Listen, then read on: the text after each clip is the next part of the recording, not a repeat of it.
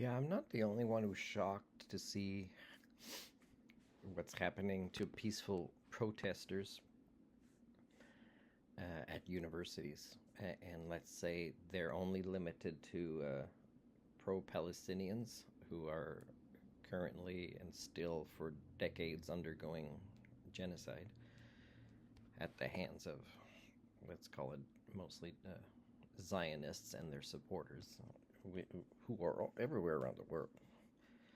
You see footage of Sudan, what's happening in Sudan. You see people on the ground and people around them lecturing them, and they have guns.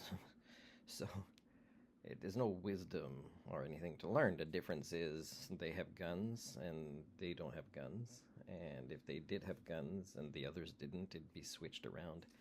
And the reason that this is happening there is there's guns.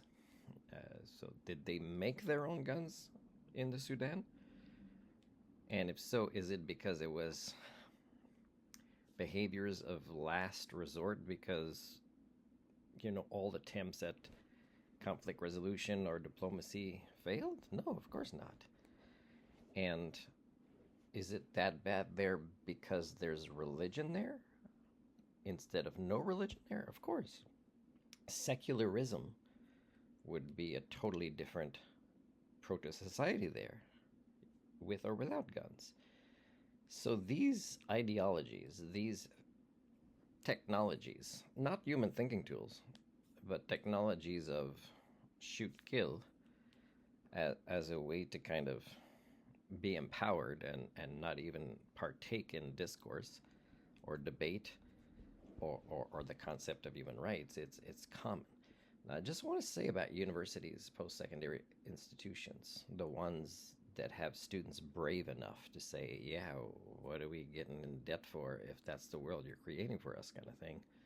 Or this is not okay. We know that they're innocent people getting killed there. But it's not just there. I mean, look in the United States. They're deporting a 4-year-old kid, pretty much by himself, who's undergoing treatment for cancer. And the expense to do this, like how evil do you have to be that you spend that much of your taxpayers' money to do something this ridiculous? So when I tell you the reality of the state of the human condition, I'm telling you right now that if next week all protests at universities would be, for example, nothing about what's going on in the world, but just what's going on at the university, for example, that they would protest their right to protest, but also protest the quality of education they're getting, is the universities would also call in the police. And they'd say, well, dear students, how do they're not qualified to know if they're receiving quality education or not, or if we're honoring their human rights or not, and yet money has to move around in these institutions. And that's the best institutions you have. And I'm telling you, some people say, oh, I went to this school, this school, this school. Well, look what's happening there. And I would tell you, I wouldn't brag that I'm from that school, because you might be one of the harder ones to get into, or one where you have the most requirement to be having rich parents to get into it.